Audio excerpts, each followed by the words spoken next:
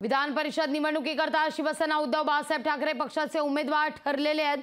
मुंबई पदवीधर करता अनिल परब यांना उमेदवारी देण्यात आली आहे, तर मुंबई शिक्षक मतदारसंघातून ज.मो. अभ्यंकर यांना संधी देण्यात आलेली आहे। शिवसेनेची पकड ही पक्की आहे आणि त्यामुळे विजय नक्की आहे, असं अनिल परब या निवडीनंतर म्हणतात। शिवसेनेचे पक्षप्रमुख माननीय उद्धवजी ठाकरे, युवासेना प्रमुख आदित्यजी ठाकरे यांनी आज माझी उमेदवारी मुंबई पदवीधर मतदारसंघामध्ये जाहीर केली आहे।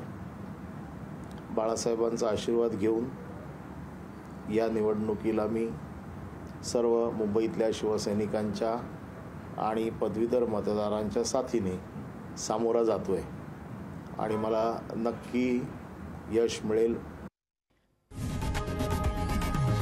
लोकशाही मराठी ऐका, पहा, जागरूक रहा।